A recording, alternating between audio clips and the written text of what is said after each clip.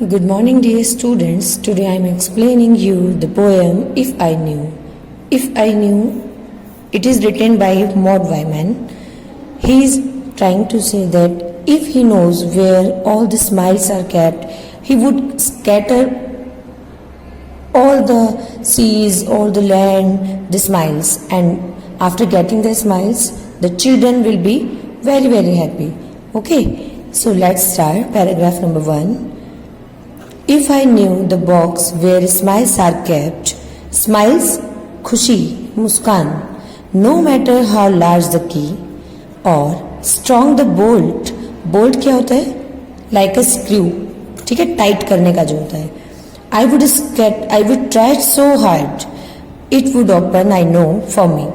It means the poet wants to say, अगर मुझे पता होता, if I knew, अगर मैं जानता, द बॉक्स, एक ऐसा box, where the smiles are kept, जहां पर स्माइल्स रखी हुई हैं, no matter how large the key, तो इस बात से कोई मतलब नहीं है कि उसकी जो चाबी है वो कितनी बड़ी है, और स्ट्रॉन्ग द बोल्ट, और उसका बोल्ट जो है वो कितना स्ट्रॉन्ग है, इससे कोई मतलब नहीं है. मैं बहुत ज्यादा कोशिश करता, I would try so hard, मैं बहुत ज्यादा कोशिश करता, कठिन परिश्रम करता, इट वुड ओपन, और मुझे पता है कि ये खुल जाता, फॉर मी, मेरे लिए. आई नो, मैं जानता हूं कि अगर मैं बहुत ज्यादा कोशिश करता तो ये मेरे लिए खुल जाता, लेकिन कब? अगर मुझे पता होता कि कहाँ रखी हुई है स्माइल्स और किसी बॉक्स में क्लोज्ड हैं. Then over the land and sea broadcast, उसके बाद क्या करता अगर वो स्माइल्स का बॉक्स खोल देता.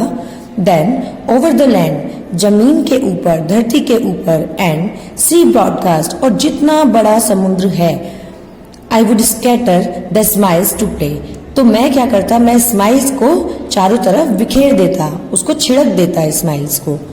That the children's faces might hold them fast for many and many a day. उसके बाद क्या होता, मैं स्माइल्स को चारों तरफ फैला देता. उसके बाद चिल्ड्रंस के जो फेसेस हैं, जो बच्चों के फेसेस हैं, वो हमेशा के लिए मुस्कुराते हुए होते.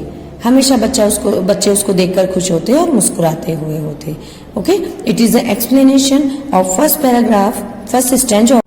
In the second stanza the poet is saying that if I knew a box that was large enough, अगर मैं किसी ऐसे बॉक्स को जानता जो बहुत बड़ा है, बहुत लार्ज है, to hold all the frowns I meet, तो उन जो मैं क्या करता, अगर मुझे पता होता कि कोई ऐसा बॉक्स है जो साइज में बहुत ज़्यादा बड़ा है, तो मैं क्या करता, मैं उसमें सारे फ्राउन्स को इकट्ठा करके, what is the Hindi meaning of फ्राउन्स?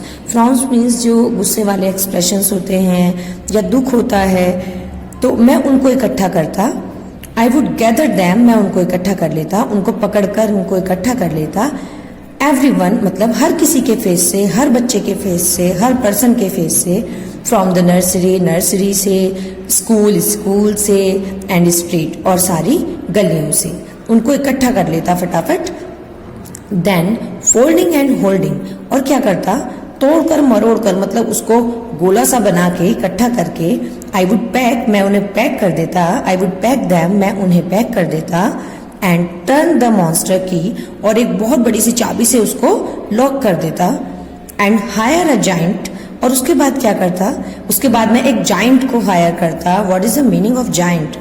राक्षस, दानव, जो बहुत बड़ा होता है साइज में. And hire a giant to drop the box, एक जाइंट को हायर करता ड्रॉप करने के लिए. किसको? बॉक्स को ड्रॉप करने के लिए. कहाँ ड्रॉप करना है? To the depth of the deep deep sea, और उससे क्या था जाइंट से कि इस बॉक्स को पैक करके फटाफट बहुत दूर समुद्र में फेंक दो, जिससे कि बच्चों तक कोई भी दुख ना पहुंचे. Okay, dear student, it is very interesting poem, so you need to read this poem again and again, and I have underlined some difficult words, so you have to learn with the spellings. Okay, thank you.